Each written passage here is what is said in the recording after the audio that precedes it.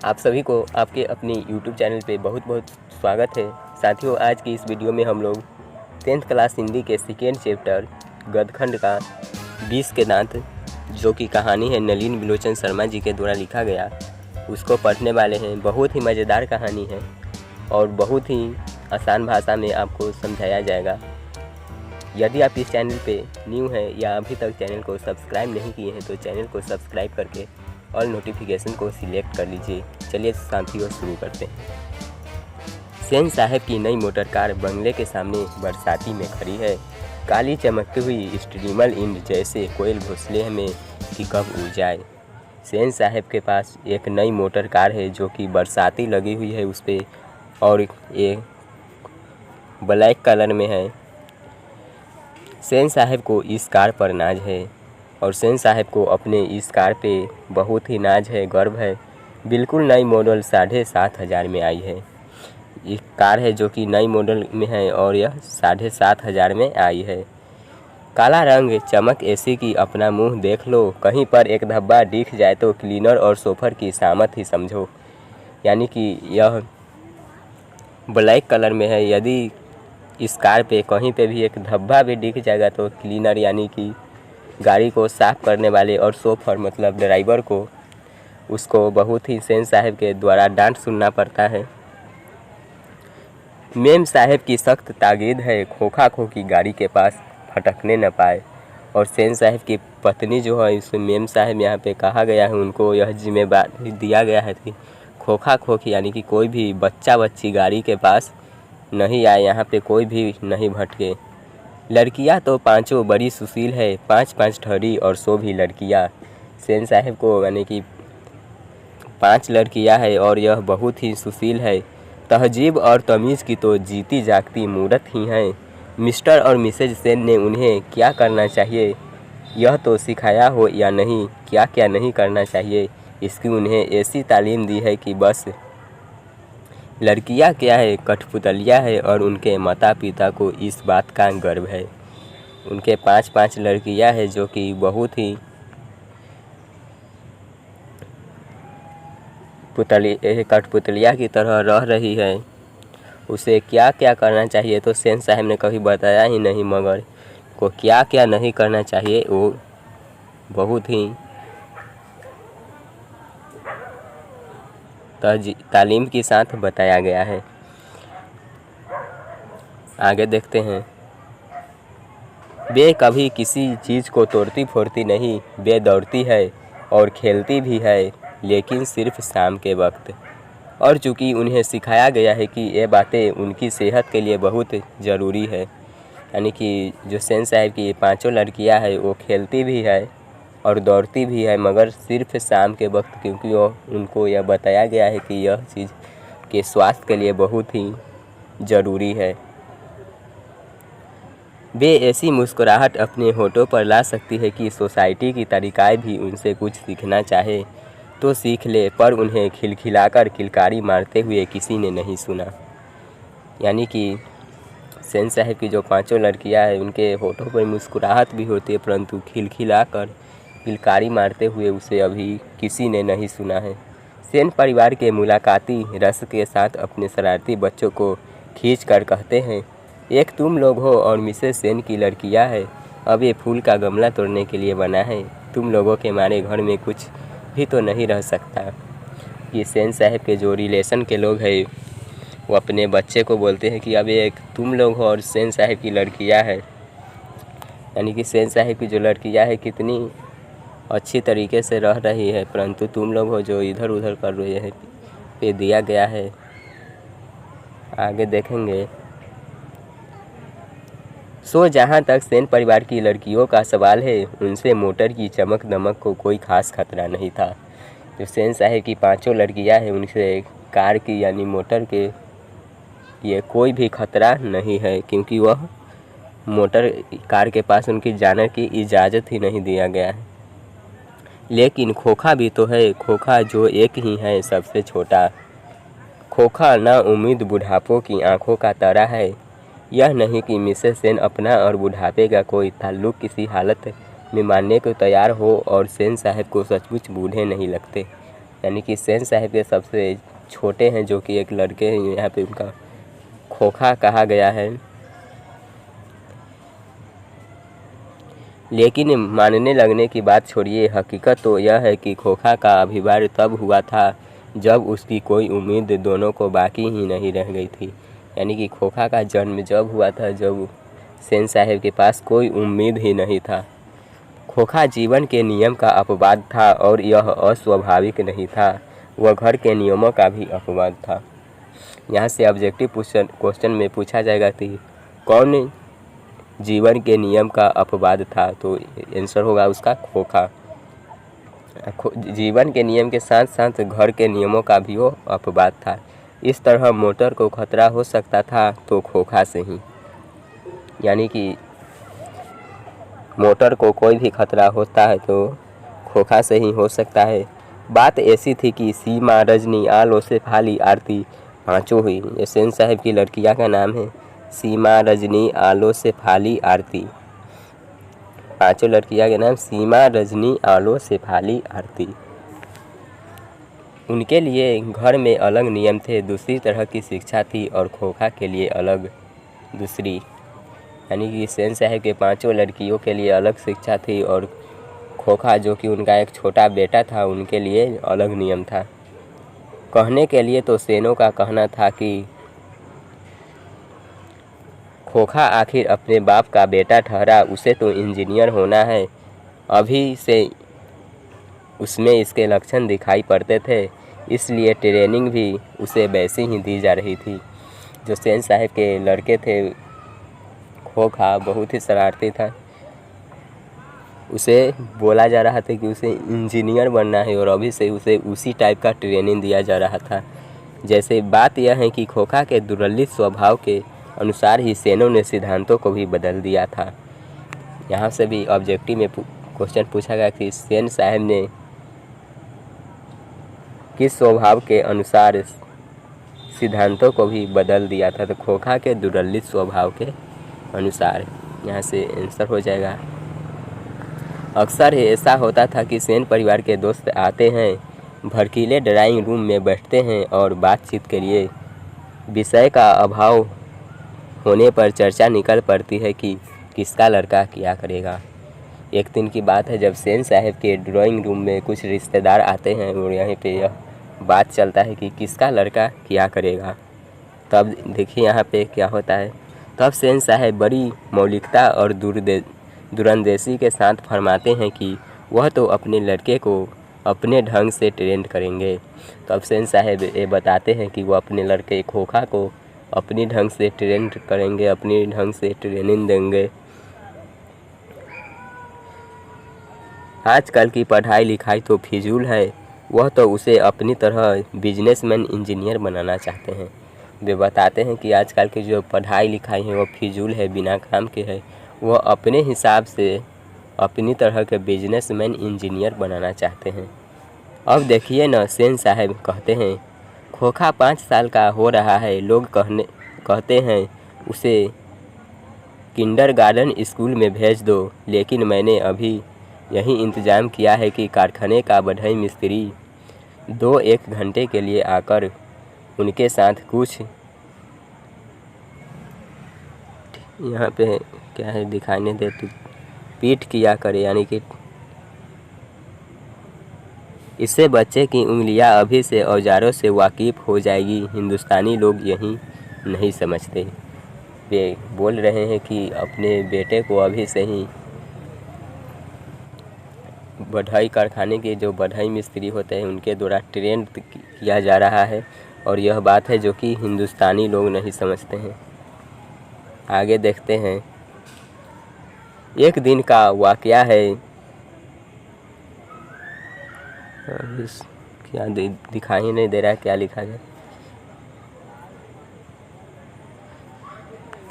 Drawing room में सेन साहब के कुछ दोस्त वैसे गपशप कर रहे थे। उनमें एक साहब साधारण हैसियत के अखबारनवीस थे और सेनों के दूर के रिश्तेदार भी होते थे। एक दिन की बात है जब सेन साहब के ड्राइंग रूम में कुछ बातचीत चल रहा था। वहाँ पे एक सेन साहब के रिश्तेदार थे जो कि अखबारनवीस थे और सेनों के यानी कि सेन साहब के वो एक रिश्तेदार थे। साथ में उनका लड़का भी था, जो था तो खोखा से भी छोटा पर बड़ा समझदार और होनहार मालूम पड़ता था।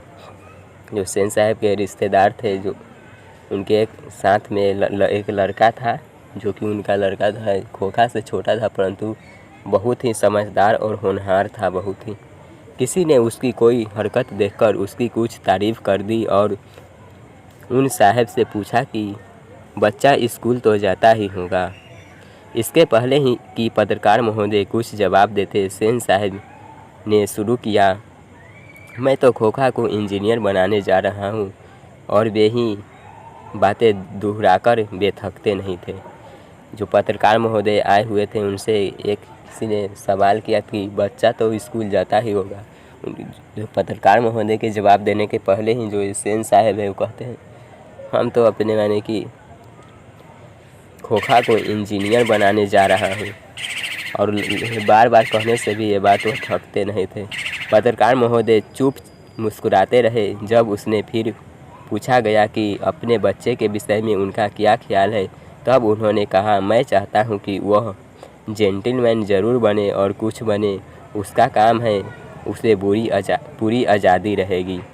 यानी कि पत्रकार महोदय ने जवाब दिया कि क्या बनेगा यह उसका काम है, उसके लिए उसे पूरी तरह से आज़ादी दिया जाएगा।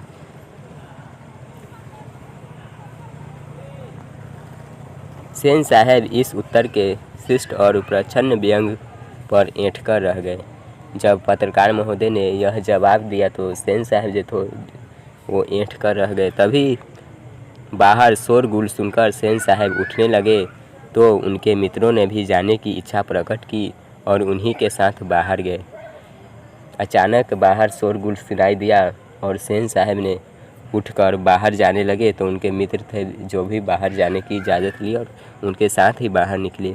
बाहर सेन साहब का शोफर एक औरत से उलझ रहा था।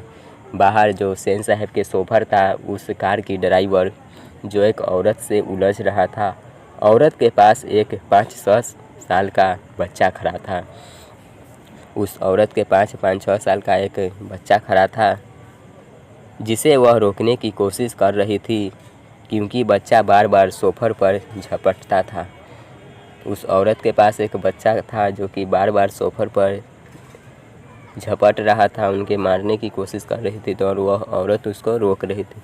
सेन साहब को देखकर औरत सहम गई। जब सेन साहब वहां पहुंचे तो औरत ने सेन साहब को देखा तो रुक गई, अचानक सहम गई। सोफर ने साहब की ओर बढ़कर अदब के साथ कहा, देखिए साहब, मदन गाड़ी को छू रहा था, गाड़ी गंदी हो जाती। मैंने मना किया तो लगा कहने, जा मैंने उसे पकड़कर अलग कर दिया, इस पर मुझको मारने दौड़ा। यानी कि जब सेन साहब ने वहाँ पहुँचे तो सेन साहब के जो सोफर थे वह कहने लगा कि देखिए साहब, मदन गाड़ी को छू रहा था। वो छोटा सा बच्चा था जिसका नाम मदन था।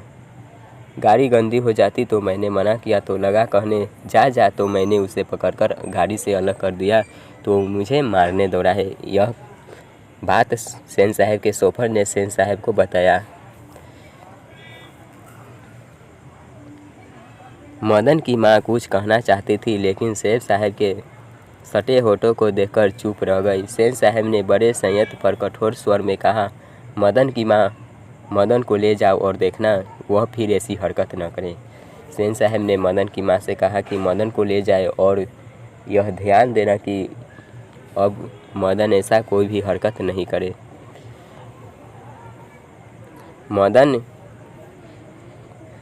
मदन की माँ अपने बच्चे के बाएं घुटने से निकलते हुए खून को पोंछती हुई चली गई। ड्राइवर ने शायद धकेल दिया था और वह गिर पड़ा था। जो मदन था जो कि एक निम्न मध्यवर्गीय परिवार से आते थे, या इस कहानी का अभिप्राय यही है जो उच्च वर्ग के परिवार और निम्न वर्ग के परिवार में क्या भेदभाव रही है इसी को दर्शाया गया है। सेन साहब के जो सोफर था वो ड्राइवर वह मदन को धकेल दिया था और मदन के बाएं हाथ से खून निकल रही थी और मदन की मां ने खून को पोंछते हुए चली गई। लेकिन एक मामूली किरानी के बेटों को सेन साहब के ड्राइवर ने धक्का दे दिया और उसे चोट आ गई तो आखिर ऐसी कौन सी बात हो गई। जो मदन था वो एक किरानी का बेटा था, मानी मामूली किरानी के बेटे तो सेन साहब के ड्राइवर ने धकेला, कौन सी बड़ी बात है, यही यहाँ पे दिया गया है। ठीक इसी वक्त मोटर के पीछे खट खट की आवाज़ सुनकर सेन साहब लपके शोफर भी दौड़ा। उसी टाइम कार के सामने, मोटर के सामने खट खट की आवाज़ सुनाई दी तो सेन साहब ने गाड़ी की ओर दौड़ा और उसका शोफर यानी कि ड्राइवर भी दौड़े और लोग सीढ़ियों से उतरकर अपनी अपनी गाड़ियों की ओर चले। सभी ने देखा सेन साहब खोखा को गोद में लेकर उसे हल्की मुस्कुराहट के साथ डांट रहे थे और मोटर की पिछली बत्ती का लाल शीशा चकनाचूर हो गया था। जो सेन साहब का लड़का था खोखा, उसने मोटर की जो पिछली शीशा रेड कलर में होता है उसको फोड़ दिया था। सेन साहब ने मित्रों को संबोधित करते हुए कहा, देखा आप लोगों ने, बड़ा शरारती हो गया है कासू, मोटर के पीछे हरदम पड़ा रहता है। उसके कल पुर्जों में इसको अभी से इतनी दिलचस्पी है कि क्या बताऊँ, शायद देखना चाह रहा था कि आखिर इस बत्ती के अंदर क्या है। जब यह शीशा को फोड़ दिया गया, सेन साहब कितनी आसान शब्दों में यहाँ पे बता रहे हैं कि देखा आप लोगों ने, इसमें अभी से भी मोटर के पीछे मानी इतना दिलचस्पी है। आगे यहाँ से देखेंगे, कहानी बहुत ही मज़ेदार है, आप लोग एंड तक ज़रूर देखिएगा। सेन साहब खोखा को ज़मीन पर रखकर अपने दोस्तों के साथ उनकी कार की ओर चले। उन्होंने अपने मित्रों की भाव-भंगिष्ठ देखी नहीं, देखते भी तो कुछ समय पाते, इसमें शक ही था। मिस्टर सिंह अपनी कार के पास पहुंचे और सेन साहब को नमस्कार कर दरवाज़ा खोलने के लिए बढ़े और फिर रुक गए। उनकी निगाह अचानक ही अगले चक्के पर गई थी। उन्होंने नज़दीक जाकर देखा और परेशानी की हालत में खड़े हो गए। टायर बिल्कुल बैठ गया था, शायद पंक्चर हो गया था। सेन साहब भी आगे बढ़ आए और कुछ झिझकते हुए बोले, कहीं ऐसा तो नहीं है कि कासू ने हवा निकाल दी हो? ड्राइवर ज़रा दूसरे चक्कों को भी देख लो और पंप ले आकर हवा भर दो, और हाँ, कुर्सियाँ लॉन में लगवा दो, तब तक हम यहाँ बैठते हैं। आगे यहाँ से देखेंगे, ड्राइवर ने एक कार का चक्का लगाकर सूचना दी। दूसरी ओर के पिछले चक्के की भी हवा निकाली हुई थी, यानी कि ड्राइवर ने जो वो टायर की उसका चक्का को चेंज कर दिया और फिर सेन साहब को बताया कि पीछे का भी टायर का हवा निकाला गया है। बात तो कासू बाबू का ही मालूम पड़ता है, इधर ही खेल रहे थे, शोफर ने बताया और पंप लाने चला गया।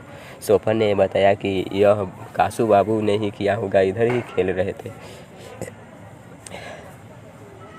मुखर्जी साहब की गाड़ी सकुशल थी और वह अपने और पत्रकार महोदय के परिवार के साथ चलते बने। सेन साहब और मिस्टर सिंह लॉन की कुर्सियों पर बैठकर बातें करते रहे।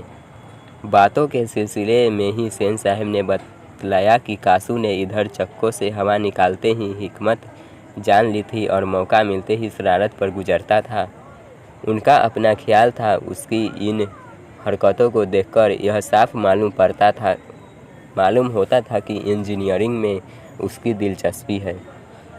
इन सभी हरकतों को देखकर सेन साहब बता रहे थे कि कासू का है जो कि इसको इंजीनियरिंग में बहुत ही दिलचस्पी है।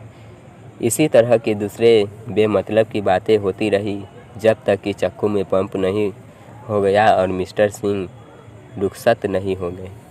सेन साहब अंदर लौटे तो डियरा, यहाँ पे क्या है साफ दिखाई नहीं दे रहा है। ब्यारा को मदन के पिता गिरधर लाल को उनकी फैक्ट्री में किरानी था और अहाते के एक कोने में आउट हाउस में रहता था। बुला लाने का हुक्म दिया। जब सेन साहब ने अंदर गए तो जो मदन के पिताजी थे वो गिरधर लाल सेन साहब के ही ऑफिस में किरानी थे, तो उनको बुलाने का हुक्म यानी कि आदेश दिया।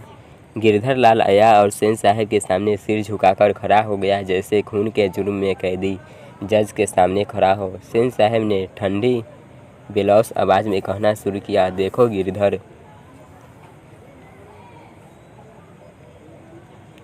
मदन आजकल बहुत शौक हो गया है। मैं तुम्हारी और उसकी भलाई चाहता हूँ। गाड़ी को गंदा किया वह अलग, मना करने पर ड्राइवर को मारने दौड़ा और मेरे सामने भी डरने के बदले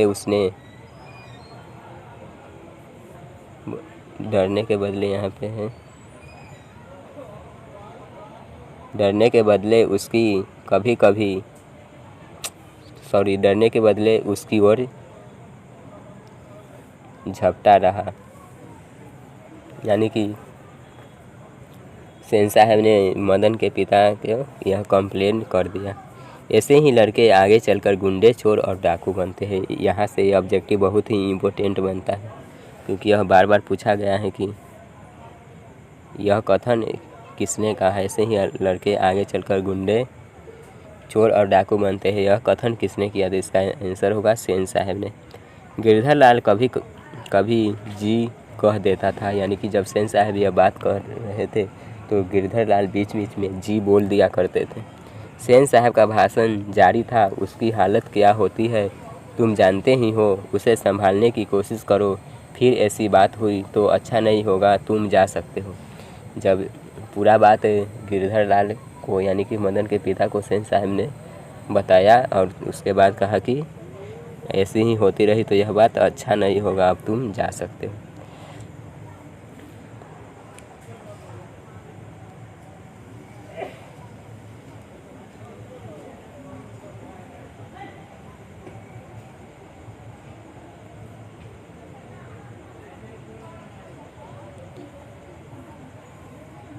उस रात गिरधर लाल के क्वार्टर से आते हुए मदन के चित्कार से सेनों का आरामदेह सेनगार गूंज रहा। आराम के खलल पड़ने से कुछ झुंझलाकर पिता सेन ने धर्मपत्नी से बड़ा समझदारी की बात कही।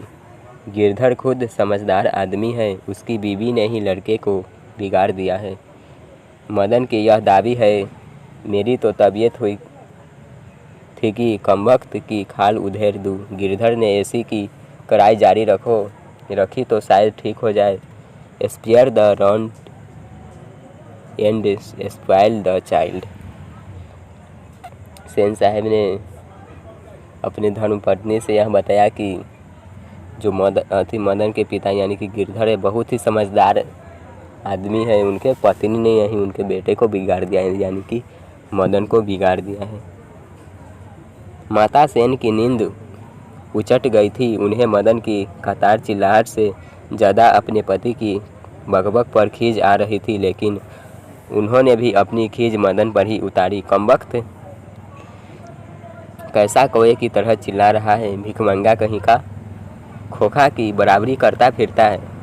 मदन का अर्थ रुदन रुक गया था। खैरियत थी उसकी सिसकियों सेनों के सैनगार तक नहीं पहुंच सकती थी।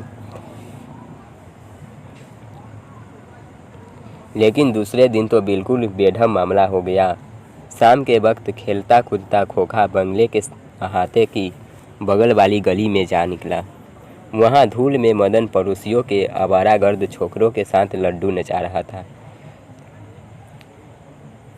दूसरा दिन यह हुआ कि जो सेन साहब के लड़का खोखा है, वो खेलता कूदता यानी कि बगल वाली गली में जहाँ गया, वहाँ मदन था जो कि अपने पड़ोसी के आवारागर्द लड़कों यानी के साथ लड्डू नचा रहा था। खोखा ने देखा को उसकी तबीयत मचल गई। जब यह खोखा ने लड्डू को नचाते हुए देखा को उसकी भी इच्छा हुई कि वह भी लड्डू नचाए। हंस कौओं की जमात में शामिल होने के लिए ललक गया, लेकिन आदत में लाचार उसने बड़े रौब के साथ मदन से कहा, हमको लड्डू दो, हम भी खेलेगा। यानी कि जो खोखा था बहुत ही दावे के साथ मदन को कहा कि हमको लड्डू दो, हम भी खेलेगा। दूसरे लड़कों को कोई खास उर्ज नहीं थी। वे खोखा को अपनी जमात में लेने के फायदे की नज़रअंदाज नहीं कर सकते थे, पर उनके अपमानित प्रताड़ित लीडर मदन को यह बात कम मंजूर हो सकती थी। उसने छूटते ही जवाब दिया, अबे भाग जाए यहाँ से, बड़ा आया है लड्डू खेलने वाला, है भी लड्डू तेरे, जा अपने बाबा की मोटर पर बैठ। यानी कि कासू ने जब लड्डू खेलने की इजाज़त व्यक्त की तो मदन ने उसे साफ तरह से इनकार कर दिया। कासू तैश में आ गया। वह इसी उम्र में नौकरों पर, अपनी बहनों पर हाथ चला देता था। जो कासू था बहुत ही ये लड़का था और इसी उम्र वो अपने जो ड्राइवर था नौकर उन पर हाथ चला दिया करता, अपने बहन को भी पीट देता था। यहाँ पे यही दिया गया। और क्या मजाल कि कोई कुछ कर दे, उसने आव देखा न ताव मदन की वो एक घूसा रसीद कर दिया। जब मदन ने कहा कि बड़ा या लड्डू खेलने वाला, जा अपने पिता की मोटर पर बैठे, तो यह बात को सुनकर कासू ने मदन को एक घूसा लगा दिया। चोर गुंडा डाकू होने वाला मदन भी कब मानने वाला था।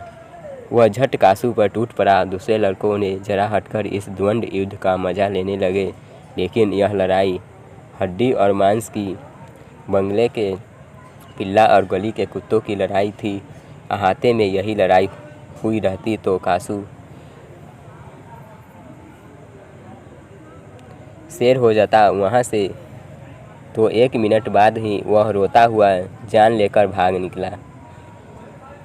महल और झोपड़ी वालों की लड़ाई में अक्सर महल वाले ही जीतते हैं। यहाँ पे दिया गया महल और झोपड़ी वालों की जो लड़ाई होती है उसमें अक्सर महल वाले की ही जीत होती है।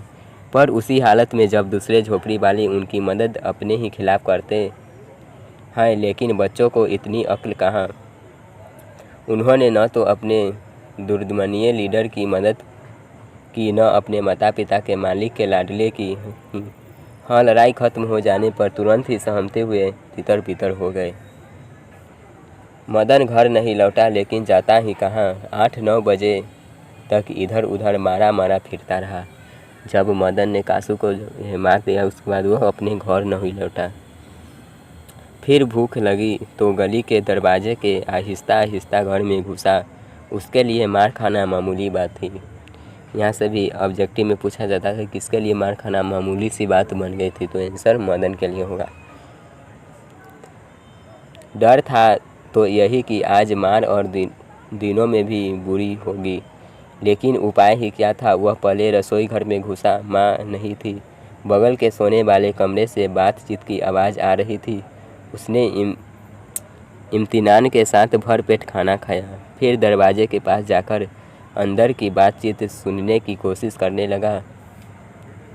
उसे बड़ा ताज्जुब हुआ। उसके बाबू गरज तरज नहीं रहे थे। उसकी अम्मा ने कोई बात पूछी जिसे वह ठीक से सुन नहीं सका, तो उसके बाबू ने झल्लाकर कहा, अरे भाई, बतलाया तो साहब ने सिर्फ यही कहा, आज से तुम्हारी कोई ज़रूरत नहीं, कल से मकान छोड़ देना और अपनी तनख्वाह ऑफिस से ले लेना। मदन ने इतना बात सुना। आगे देखते हैं। मदन के काम की कोई बात नहीं हो रही थी। उसकी सज़ा की तजवीज़ होती रहती तो सुनने की कोशिश भी करता। वह दबे पांव बरामदे में रखी चारपाई की तरफ सोने के लिए चला तो अंधेरे में उसका पैर लोटे से लग गया। लोटे की ठन ठन की आवाज़ सुनकर गिरधर बाहर निकल आया। मदन की अम्मा उसके साथ थी। जब वह लोटा गिरा तो लोटे की आवाज़ को सुनकर मदन के जो पिता गिरधर थे वो बाहर निकले और उनकी मदन के माता भी बाहर निकली। मदन चौंक कर घूमा और मार खाने की तैयारी में आज हाथी को अपने हाथों से बांधकर खड़ा हो गया। मदन अक्सर अपने पिता के हाथों पीटता था। बहुत पीटने पर रोता भी था, मगर बहादुरी के साथ। गिरधर निस्सहाय निष्ठुरता के साथ मदन की ओर बढ़ा। मदन ने अपने दांत भींच लिए।